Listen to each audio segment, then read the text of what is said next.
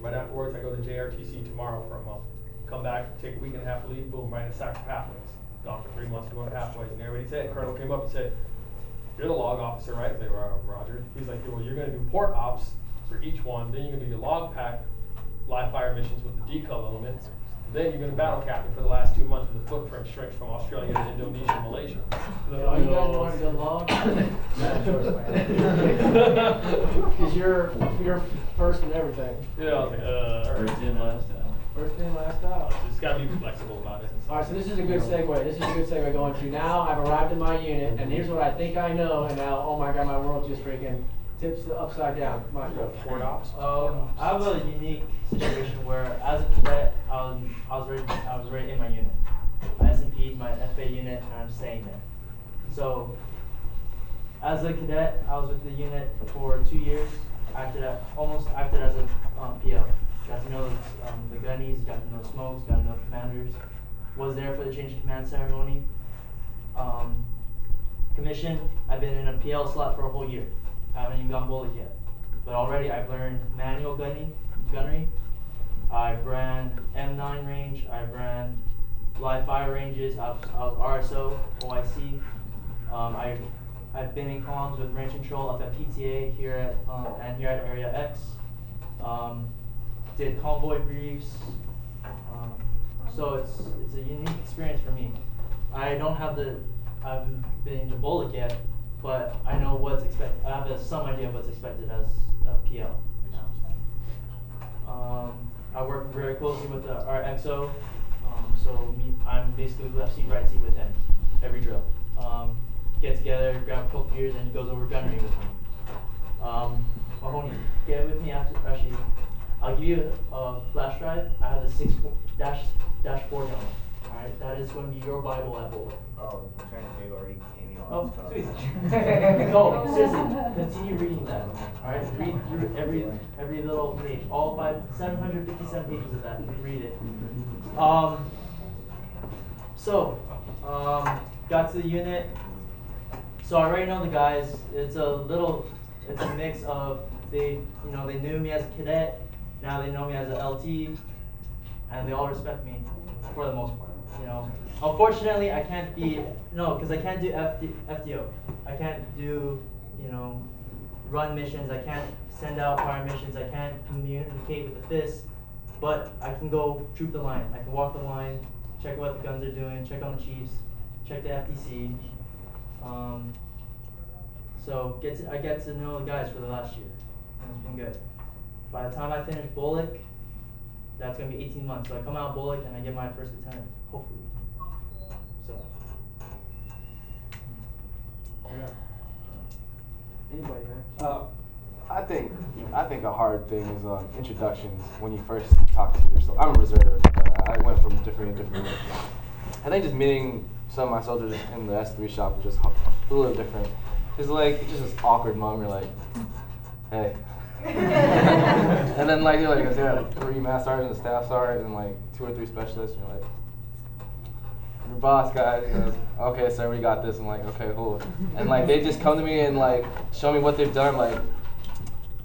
Yeah, good. And then you're just expected to know everything. So it's a lot of what I did at BOLC has nothing to do with what I'm going to do here. It didn't really teach you how to be a people person and how to check what you're supposed to do. So there was a lot of research and just communicating with people. That's for me what I thought was really hard. When I first came here, I was supposed to be the XO for 396. Our sister coming from my soldiers over there. If you guys don't know.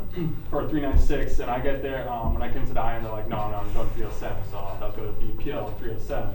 And so I go over there, and they're like, no, you're supposed to go to brigade. So I go up to brigade. So for a week, I was tossed around for a little bit. I finally settled on to HHD 30th Signal Battalion. Our battalion altogether only has 100 people in it. About only, that's including civilians, I believe. So it's a very unique unit. So I have 30,000 customers and 12,000 systems, which I'm responsible for maintaining, mitigating vulnerabilities and monitoring them, stuff like that. And a lot of the customers, they're colonels going out to pathways and majors, and then with their wireless and things like that. So I have to deal with a lot of customers and their rantings. So I'm not in the typical, I'm not even an officer position, I'm in some made up position because I was access. But you know, like I said, I took it, I ran with it. I've been told I'm improving this section. I got to meet General Ordinero. Yeah, sorry. And yeah, I got a coin, so I'm doing good. You know, What's the most stressful part of your job? Since my experience is if you don't work for the company, my battalion has a lot of issues. My boss is constantly arguing with the battalion commander in the S3, like, no, we can't do this and that. And I'm kind of the middleman. You know, he's a civilian, I'm the army guy, the soldier. So they tend to try to bypass him, going to me. The other stretch is the customers. They don't not necessarily know what exactly I'm doing or how to do it, but all they want is what they want. So I get I get majors, captains, or people trying to bully me, and I'm like, no. So no, we can't. We'll work with you, but we can't do that. And if I haven't got an ICE-COM is kind of like how if they have issues with the planes, they'll give me an ICE-COM. I haven't got one. I haven't got a positive one yet, but I haven't got a positive one. Keep up. I got kudos on the side, but there's no ICE-COM yet. But it's trying to stand firm and trying to maintain the integrity of my section. It gets hard sometimes. Plus, BOLC doesn't really prepare you for what position I went into. But a lot of the critical thinking and stuff like that comes in handy. I have a question for you. Yes. Nelson. You're married, right? Yes. When you went over to BOLC, what was the situation like? Did you take your wife and your children with you? She stayed here. She stayed here? Yeah, I was getting a station here, so she just stayed here. Okay, because my husband, he's going to the advanced course at the same time. Right. I wonder if they would make an exception. They probably would. It's cheaper for them. Right. Yeah. So I guess I would just have to contact someone. Yeah. There should be there's supposed to be an introduction letter with a bunch of instructions. I got that about a week after I got to the course. So just call up the schoolhouse, call up all the numbers to Charlie Company 304, Okay. and tell them what's going on, and they'll give you all the information. Okay. I honestly don't remember a lot of the particulars because it was in 2012, so Okay. stuff might have changed. Yeah, I was just wondering because his course is only 2 months and ours is 4, so I don't know. Okay. How that would work. You're just like. That makes sense. You're so. What about coming back to with you? What else? Going away. Well, it's not really going to prepare you for what you need to know, but it will give you networking options. So if there's something you don't know, then you can call your LT friend and ask, hey, I have an S1 question, I don't know what to do. And always network out like that. So be careful, your first impressions in BOLC, because those people might save your ass, later on. I can tell you the biggest thing to worry about for the quartermaster, TC, and ordnance lieutenants that are going to go. Your job is interchangeable with whatever that branch is. So you can be a maintenance control officer, you can be a distribution platoon leader, which is what I am, or you can be a transportation platoon leader. I can tell you right now, if you're a distribution platoon leader, you can be a branch of TC, quartermaster, or ordnance. The one thing you need to take away from that, I'm speaking, you get this specific position that I have now, is ammo stop a mission. Anyone here who's ever worked in an infantry unit or any unit, whatever, knows it's a big deal to get ammo. It's a monster to order it, it's a monster to reconcile the documents, all that. And in Hawaii, it's extremely hard to get ammo for ranges because the state of Hawaii has so many rules with respect to what you can shoot, what you can't shoot, and all that. So if you become a distribution platoon leader, ammo is your mission. Water and fuel, you can get that anywhere. You can get water at a water point. You can go send your helmet out and go get fuel at a fuel point. That's just a fuel key. But ammo is the one thing that will stop a mission, and it's the one thing as a platoon leader in the district that will have you in the colonel's office quick. If the colonel ain't got no ammunition out there for a live fire, for platoon live fire, they're gonna run out of Alpha 059 or whatever ball ammunition they don't have, or mortars or anything like that to conduct their missions. It'll stop it quick. Furthermore, on ammo, all right. A lot of range control will come out to your ranges and stuff like that, and they'll certify your ASP, your ammunition supply point, and stuff like that, okay? Some of the people don't really care. They're like, yep, look at that, you got ammo in Constantino wire, you're good, and they'll walk away, all right? you need to protect yourselves and your team, okay? You need to have control measures in place to make sure that you're not mixing ball and blank, okay? Things like that, controlling different iterations, you know. Make sure you have all that in play, okay, in your support documents for when you're setting up this range and things like that, okay? Outline how you have it set up on the ground, going through, doing all the checks, jump into the FM or talk to your distro guys, and they'll be able to help you out too with designing what an ASP is supposed to look like, especially when you have a bunch of different types of munition that can't be on top of each other or segregated for different reasons, okay? And each time you set up an ASP, it's gonna be a little different depending on how many units are gonna come through and things like that, all right? But he's exactly right, ammo is nothing to mess with, it really isn't, okay? Because, I mean, it's really bad when someone sells a lot and sends a live round down a weapon system that's got a blank firing adapter attached to it. That's a really, really bad day, okay? The caveat on what the captain said, you need to monitor your ammunition section if you're a platoon leader, because ammo's a very stressful job. I had NCOs in my platoon when I took over that their eyes were bagged out from just working constant ammo missions. I'll tell you a quick story. This is no joke. I had an E5. This guy was a stud in the company. Everybody had nothing good to say about this dude. This dude's in Leavenworth now because he got so stressed out with ammunition. He like the captain said, he didn't have proper diagrams showing specifically where all his ammunition was. This guy thought he lost 15 Claymore mines and 10,000 rounds of ammunition. Which really, he had it. It was just in a different part of a different LHS truck that he didn't check. But he thought they had left it on a range, so he freaked out and he falsified documents stating that they had expended all this ammunition. The residue and all that, and the Claymore mines. Turns out, what he did after the fact was he took all the ammunition and he brought it over to the ASP, the WASP on Wheeler, and he just dumped it behind the field somewhere. Well, some dignitaries, I think it was, I don't know if it was the vice president or whatever. No, it was the vice president of the United States was coming in on island. They issued a terrorist alert. They thought it was a terrorist threat against him. It was awesome. This happened. Yeah, this happened Great before day I. to be in third brigade. Yeah, before I took over. And then when I took over, he was in jail, and he came back to our unit, and we had to out-process this guy out of the army. So I wasn't the platoon leader when this happened, but That's when Captain Crow was the. that's when Captain Crow was there. I Captain Crow. love that. He Yeah. called me up like freaking out. He's like, Yeah. "What do I do, Don? What do I do?" Yeah. My former commander. Yeah, you were Captain Crow. Yeah. And yeah, so I mean, this is serious. I mean, Awesome. the prosecutor was trying to get this dude 10 years in prison. They're like, well, he put these explosives by housing. People, kids could have came across it. Somebody could have died. He ended up getting 5 months in jail. They brought him back to the unit. I had to be responsible for out processing him out because he was still a soldier in our unit. And another thing, if you have a soldier that's in trouble that goes into the brig or anything, no regulations behind it. The previous platoon leader before me, she actually got reprimanded. Not reprimanded, but she got talked to because I guess by some funky regulation, if you have a soldier that's incarcerated, you're required to go visit that soldier. No, that's not a funky regulation. That's just the reg. That's the rank. I didn't know this. I've been in the Army 14 years. I didn't know this at all. But they were like, yes, they came down on the unit. How can you ever visit the soldier? He's sitting in the brig over there on Fort Island. So, What'll end up happening is that the brig commander will write your commander a letter letting him know, or give him a call saying why you haven't done your weekly visit. Yeah. The reason for the weekly visit, which generally ends up happening on a Thursday, just because that's when they have time to move them around and stuff like that, is that if they have any complaints about their incarceration, or if they have any issues like, hey, they have to go to a medical appointment, they have to schedule with your unit because the brig will not escort them to go get their medical appointments or go get their uniforms for their, for their different hearings and things like that. This is like 1%, 0.0000001% of what, you know what I mean? So it's just, what else? You want the break. What else can we talk about that's important right now for the future of this class going in the Army? If you're going combat arms, get comfortable on the radio. I've been manning the radio, I don't know for how many drills.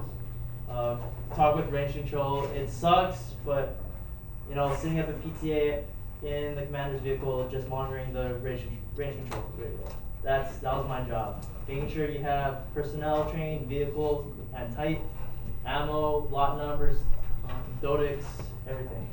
And that takes a lot of stress off of the FDC, because the FDC, or Fire Direction Centers, trying to pump missions downrange, and they don't have time to be dealing with range control. So make sure you have all your docs in order. Yeah, how about just dealing with your soldiers, in your platoon. I just did like our internship, that we do with the 25th, and that platoon leader pretty much told me like, hey, when I got a bullet, I did not expect that I'll be doing like you kind of said, the paperwork for soldiers missing formation or drinking issues and stuff like that. He kind of told me that ratio or that percentage is like he spend, I think he said like 70% or 60% of his time on just a couple of his soldiers, because they're just the hard heads and stuff like that. Yeah, I was dealing with that. So, I'll answer that question. I got a couple of points for you guys. There's so many things that, you know, we could talk about, but there's a couple key things that stood out to me when I got joined, and I'll cover that. First off, who here likes talking in front of people? Like actually, yeah? There's people out there that like, you know, how about getting to know new people, interacting, you consider yourself a people person? That's good. And the rest of you probably need to start working on it and get that way, because Where have you heard that before? Like all year. Okay, how important that is. Go ahead. well, I mean, I've only been in the Army a day, you know, compared to some of these guys. Oh man, killing hallelujah right here. But I already know, and I can tell you that our business in the Army is people, right? And I know you know that.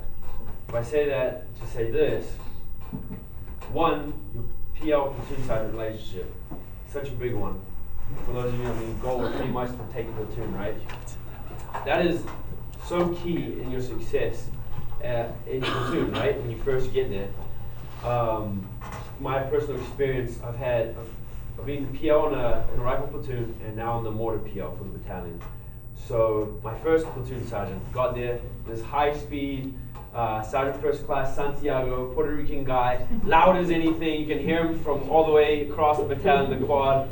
Best Ranger competition winner, 2013. All of these just stacked.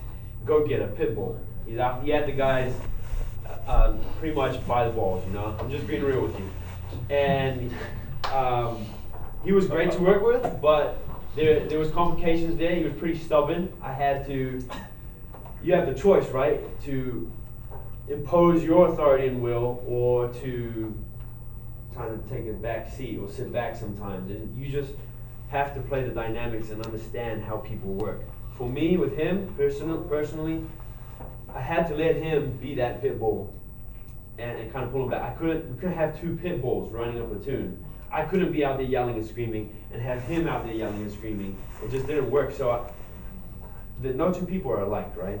So your dynamics that you establish, it's going to be unique to you and that platoon sergeant. So just know that there's no cookie cutter answer for how to be as a PL.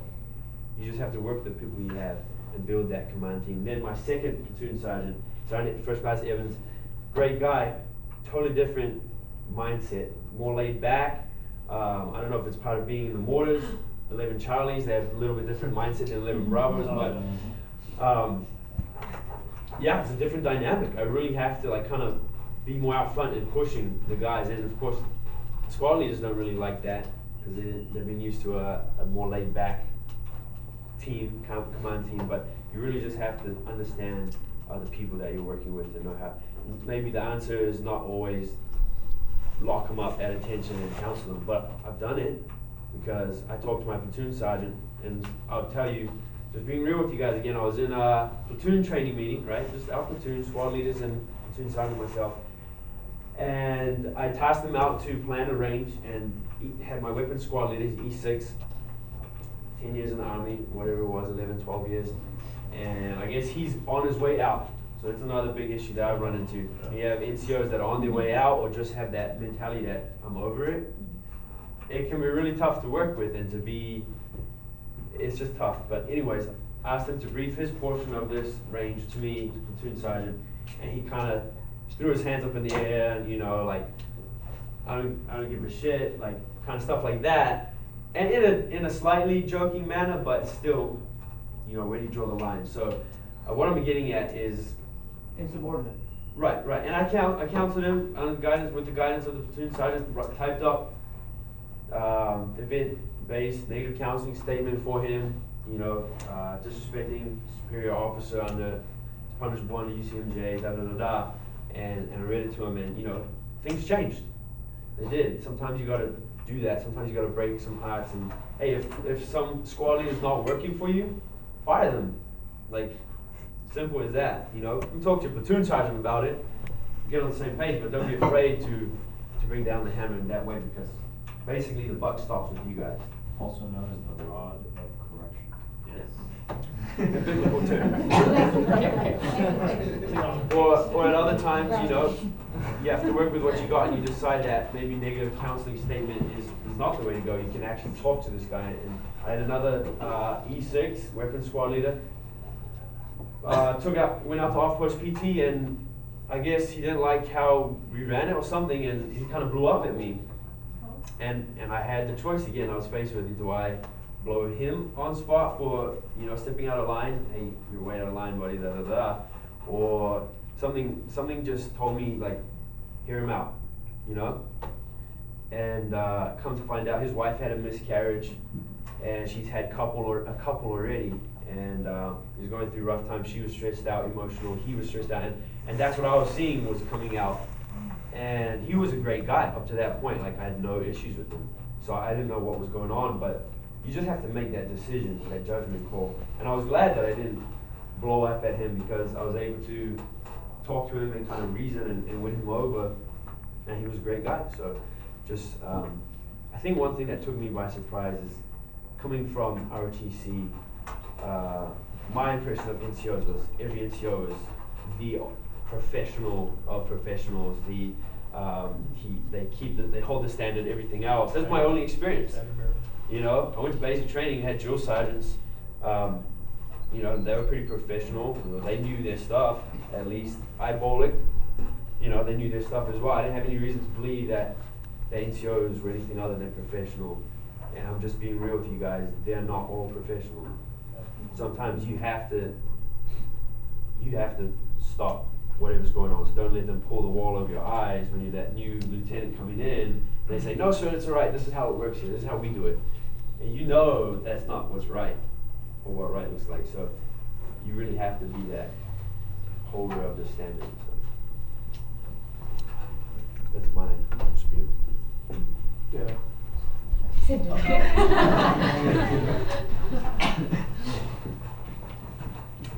What was it like being your first battalion commander? Or your XO, or did you guys send letters and all that? I know some of you had 5 minutes before you got to your real unit. What was it like being your first commander and all that? Quick lesson that I learned that I didn't apply was everyone's an infantry officer. I think I told you about this there at the PT test. So when I finally met Colonel Williams, both all of us in the office, all the new lieutenants, you know, I think it was maybe 6 infantry officers. And this is your infantry battalion? Yeah, this is Colonel Williams, Kevin Williams, No, I know that, but I'm just trying to make sure. Yeah, the battalion commander for 227 infantry. We're all standing there, and he's like, you know, he's introducing himself to all of us. It was one mass thing, like there's 6 or 7 lieutenants that I know very well. And he was like, oh, cool. Who's here as an infantry officer? Like 4 raised their hand. I didn't, and the Adj didn't. And all of a sudden we hear, what, you're not United States Army? Like, I am. You were trained as an officer, right? Like, yeah, well, you're an infantry officer. Where's your fucking head? There you go. Because I don't differentiate between you. We're all one organization. So you will all be the standard bearer. You will all go to Ranger School, and you will all pass. Nice seeing you rate you. So cool. So yeah. But it was something when Colonel Carson took over that he pounded in us all the time as fours. You know, everyone's an infantryman, everyone's a rifleman first. Captain Crow told me that when I first showed up to the unit. Everyone's a rifleman first. Sent me this really long email before I left BOLC. You know, to be a log officer, be the most lethal log pack in the battalion, in the brigade. So, yeah, you know, yeah. So that was my experience with Colonel Williams. How many of your battalion commanders or senior raiders pulled you in and counseled you and talked to you one-on-one and told you about expectations and all that? Just 2? One did, one didn't. What about company commanders, raiders? Oh, yeah. And then what about your platoon sergeant counseling? How did that go? I know you don't have a platoon sergeant. Son, I guess you're an AS3. Yeah. AJ? AS3. AS3. Sergeant, you guys know Cadet Dela Cruz? She was my NCO when I got to my shop, so. Oh, Dela? Roger. Dela? Yeah, we did a counseling. It was mostly informal. Yeah. I said I lost the paper. She was an E6 or she's an E6? Roger. She's good. Oh, that's one other point. When you guys are at BOLC, think about how you're gonna introduce yourself to your platoon sergeant, to your platoon. What you're gonna say when you first get up there in front of them. You should be ready. You should have the Yeah. points you want to talk about are in. Making fun of your platoon for the first time, go. I already talked a lot. Okay, I'll go.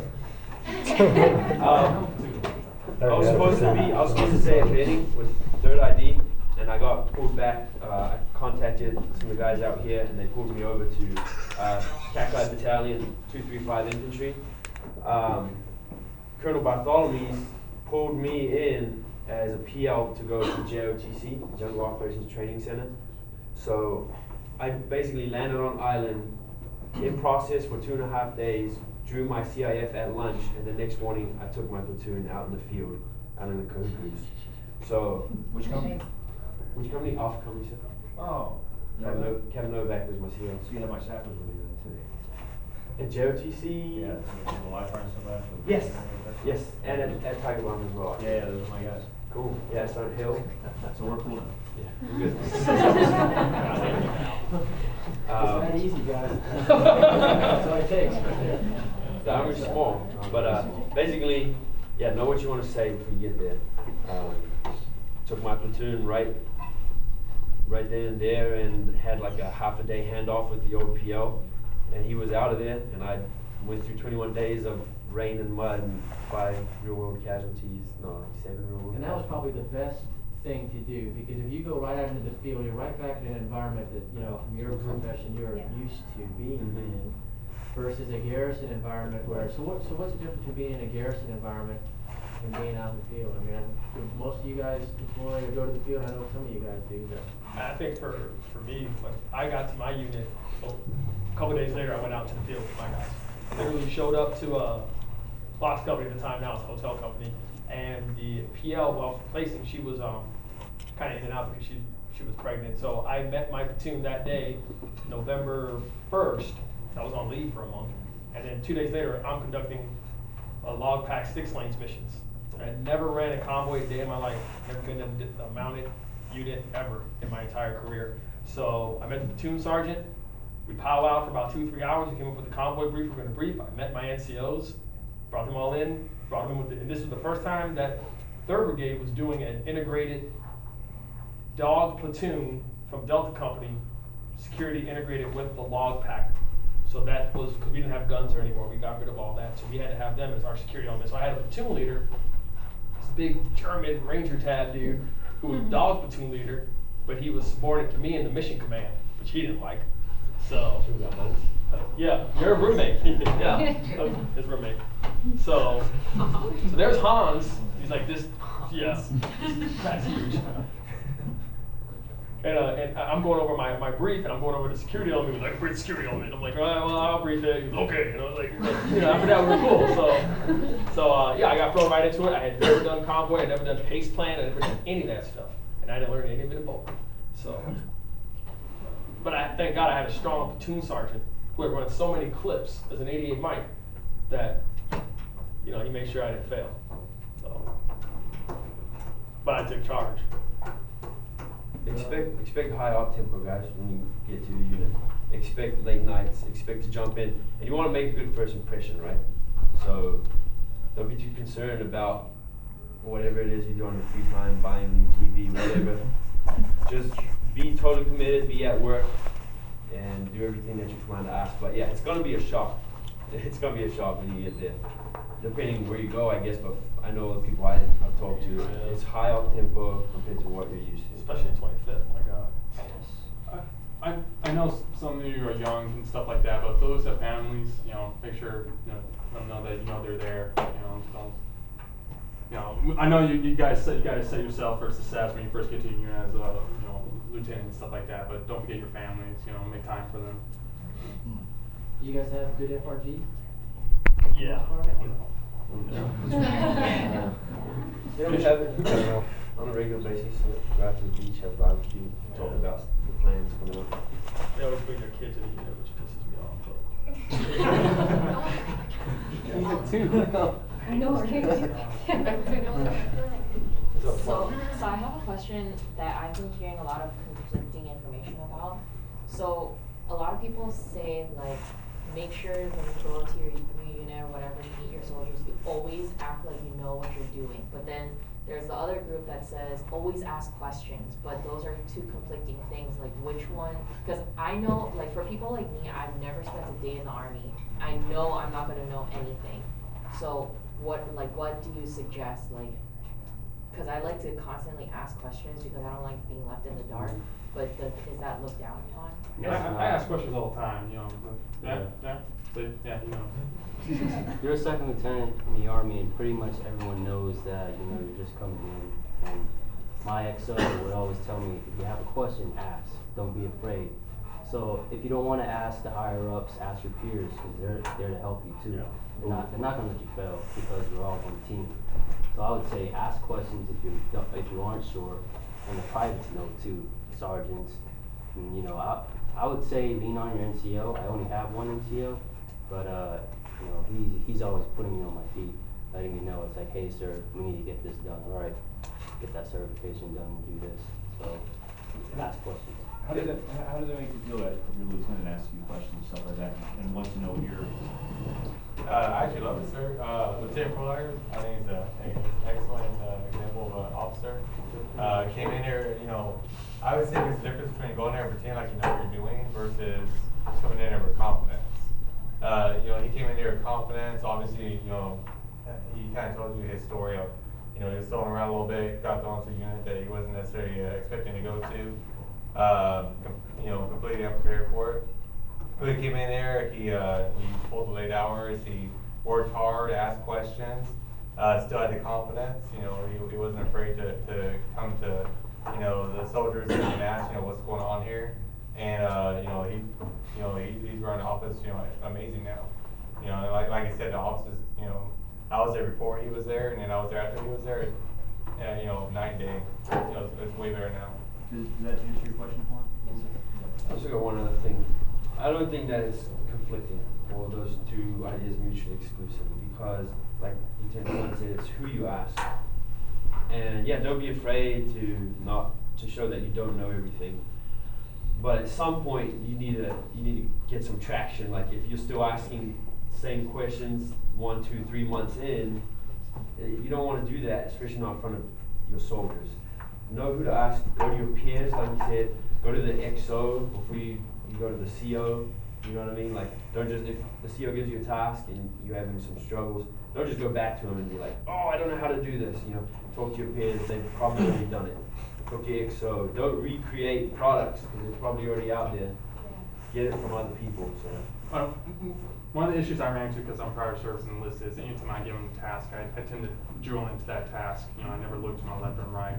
You know, you gotta look at the big picture. As officers, that's our job, it's big picture. So, you know I'm not gonna be the expert in, you know, my soldiers' jobs here and there. And so, yeah, I'm gonna ask questions. You know, they're my assets I gotta use. But, you know, there is a time where you have to be on top of everything so you could delegate tasks. Like, hey, I need you to scan this. Hey, I need you to implement that. Or, hey, I need you to, you know, counsel this soldier because of this. You know, eventually you'll get there, but, you know, they're like an asset or reference. Don't be afraid to use them. But again, yeah, at one time you gotta be on top of it, you know everything with it. You're gonna see it in BOLC because you're gonna touch on everything. And then you're gonna be more focused on one little thing. Yeah, I was gonna touch on that too. I'm a little hesitant about asking people, so I use my resources before I go and asking people. I jump into the FMs, and if I can't find it there, I call a buddy that I went to BOLC with, and if I still can't find it there, I hit up my NCOs and my warrant officers. But I do my research first before going and asking questions. Got that call PMS card too, man. You know what I mean? Yeah, I even emailed PMS when I was at BOLC. You got like 3 or 4 of those a year, so. Also, you'll be amazed. I don't know if this is at every unit, but you'll be amazed that people understand that you're a new incoming lieutenant. They kind of have that, you know, sideways look at you sometimes. But you'll be amazed at how much they expect you to know. They expect you to have the answer for everything. I have guys coming through totally non-tactical related or military related stuff, like, oh sir, my girlfriend dumped me. Like, I'm like, I sit there like, cool man, what do you want me to do about it? Or like, you know, they just kind of look up to you in that way because of this. That's pretty much it. They look up to you, and so yeah, you can ask questions, but know who to ask, I would say. What else? We got about 10 more minutes. Biggest lessons learned in the last year of being a team leader, being an officer, and everything. Platoon leader time, take command. Own that platoon, it's yours. You're the platoon leader. You can delegate authority, you can't delegate responsibility. Ultimately, at the end of the day, you're gonna make a call as to how that platoon is gonna operate, how that platoon is gonna function. Leadership, command climate in your platoon is a big deal too. I had an issue with an NCO. He's no longer in my platoon. I'm not gonna say his name or anything like that. But this guy was what I would refer to as an E5, not a non-commissioned officer. This guy constantly complained in front of the soldiers, chronically, to the point where the platoon sergeant had counseled him. I mean, you could write a novel on the amount of infractions on this guy. So I walked up to him one day and I said, "Look, Sergeant so-and-so, what's your deal?" He said, "Look, sir," he said, "I only wanted to be in the Army because I love driving trucks." He goes, "But I'm not a leader type." He goes, "I'm a worker." I'm like, "Fine, but you chose to go to the board and you chose to put on stripes, therefore you're a non-commissioned officer.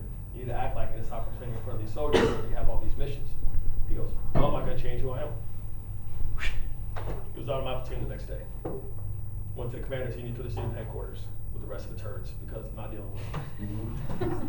I'm not dealing with him at all. He's cancer, he is what he is, you know, and I wish him the best. He's getting out the Army, but you know, it gets to the point where you gotta flex your rank. And you got rank. Don't let no E7 in your platoon tell you don't have rank. You have rank. That non-commissioned officer is subordinate to you. Everyone in that platoon is subordinate to you, no matter what they know. He has the experience, you have the knowledge from college. That makes wisdom if you work together as a command team. But if you have non-commissioned officers that are undermining your platoon or are undermining with the soldiers, that's when you got to step forward. Typically your platoon sergeant squashes all that, but in the event they don't, you got to step in and do that. So. I got 4 points for you guys that I've learned so far, leadership points. You can write them down if you want. I also got them on digits, but one, the golden rule. Go back to the golden rule. What is the golden rule? Treat others how you want to be treated, right? What I mean by that is lead others how you want to be led. Say, one thing that I know is say thank you often. And I've learned this from my superiors as well. And you know, you see those good leaders and you take things that you like and put in your tool bag. Say thank you often. Doesn't cost anything. Trust but verify. That's how you want to be led, right? You don't want your superior micromanaging you. So trust your supporters until they give you reason not to, and spot check and verify. But you'll notice that trust, when you give them that leeway, that space to work, you just give them the task condition standard and leave them to it. That breeds initiative. They won't be afraid to mess up, so they'll take initiative, and that initiative breeds efficiency in your organization, okay? So lead others how you want to be led. 2, what makes championships? What makes a championship? Defense? Yeah, I know, I hear that a lot, but no, recruiting. And here's why I say that. Very wise man, one of my mentors told me that recruiting makes the championship, the champion team, right? And that's because you build the team that you want. Why is Alabama so good? Is it just because everyone there happens to be great at football? No, right? Because they have outstanding recruiters. They pull people. So the same thing with my unit. The command team did an excellent job just pulling leaders that they wanted and putting them in places that they were going to be strong in. So with your platoon, you don't have a lot of push to pull people. But like if someone's like a cancer, like 10K was saying, then get rid of them. Put someone who's motivated, who wants to be there, who wants to lead in that position. Give the credit away. Give the credit away, guys. Like, what are you going to do with it? What are you going to do with the credit when your team does something great? Give it away. Put it on. Give it to NCOs. Give it to God. Give it to your peers, whoever. Just give it away and make sure people know that you're successful because of those people around you. Also, don't include it in that. Don't rest on your past accomplishments. Don't rely on what you've done in the past. Whoever you were, what position you were here in ROTC, whatever you've done in your life, once you actually get in the Army and start getting some things under your belt, don't rely on that because that's not who you are, that's what you've done. Always be the person that is leading by example, that's out the front. And then lastly, live one day at a time. I say that because whether you're in your unit, whether you're at BOLC, whether you're here finishing up school, that's one thing that helped me a lot, and especially at Ranger School. In those stressful times, just live one day at a time. how do you eat an elephant? One bite at a time, right? That's the saying. So, try and eat the whole elephant at once. Not meaning don't look into the future and plan ahead, but I'm just saying, like, you can take this bite today and you can be successful today, and then tomorrow do the same. And it just keeps you motivated. So, it's my little spiel. My thing is just don't take things personal if the higher ups yell at you. Again, you're a second lieutenant, you're still learning. And the reason why they do that is because they see the bigger picture and they want you to get to where they're at. So that's my biggest takeaway is just don't take things personal, and pretty much just know that he's yelling for a reason. Find that answer that he needs. Just do your mission. Don't try to fight it, because when you do that, you're just stressed out. And when you just go out and start asking questions and complete your mission, and on to the next. Integrity is probably, I say, the big thing. It's one of the easiest to break but the hardest to build. And one of my peers lied about why I wasn't recycled to my class, and eventually the truth came out. There's no trust with him, and he got lowest recycled. So even if it's your soldiers too, don't lie to them. Don't say that you have something but you don't, or you do, or vice versa. It'll get you in trouble a lot. And like, it's for Lieutenant Foley, right? Like he said, make sure your families know you still care about them, but your soldiers got families too. So make sure that your soldiers know that their families are important to you as well. Because if you're sitting there, if you're working late till 1900 because you got to get something done, and they're just sitting there waiting to be released, you're jacked up. Like, don't let your sergeants do that stuff either. So take care of your soldiers.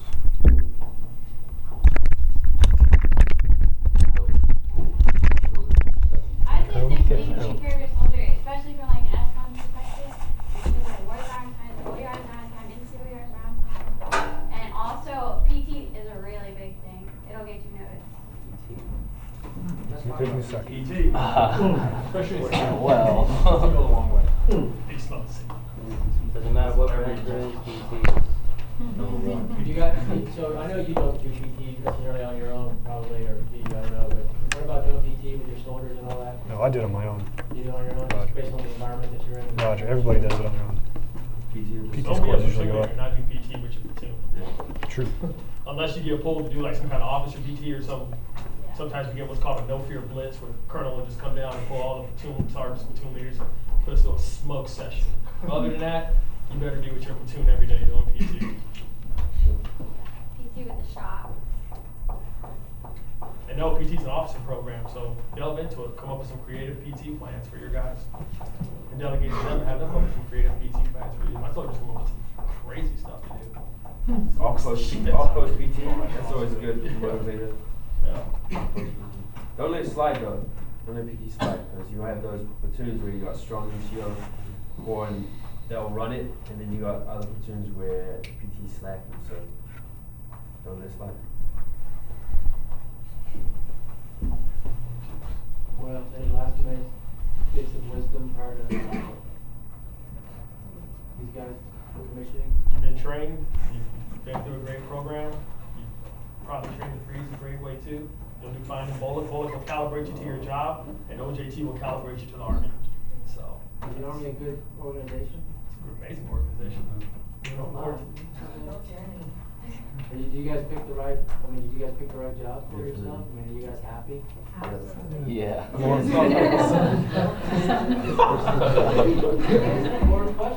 He's still jet lagged, so. Don't be under the impression that it's a perfect organization, because you'll see a lot of issues, like Mr. Furley said, there's issues in every battalion, but I wouldn't be anywhere else. But don't let the perfect be the enemy of the good. It's still a great Army's still a good thing. And don't be the problem. Don't be that guy. Oh, TSP, save money too. Definitely do that.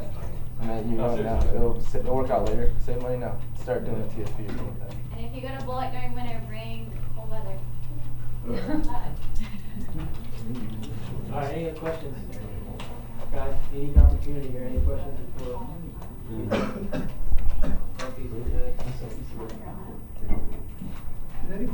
PCS to BOLC? PCS, so when you went to BOLC, how did that work? You had 10 days to find a house or what? Yeah, we kind of touched on it. PCS.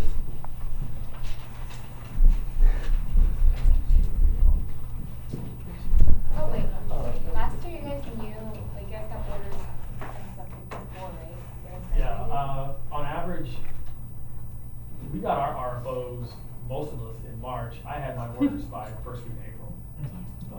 The majority of your class. Some of us kept looking at it and freaking out. Everybody thought they were going to Fort Knox. I'm like, no, scroll down. Like, there you go. Oh, real world story. We got time for one story, sir. Real world story, and you probably remember it too, sir. That 25th here, Schofield. Someone was out of range. Wasn't my battalion. 1 week, 2 soldiers got shot in separate incidents out at training. Remember I was saying, you guys need to be that last stop. If you see something wrong, you gotta fix it. So I guess one instance, a guy got shot through the arm.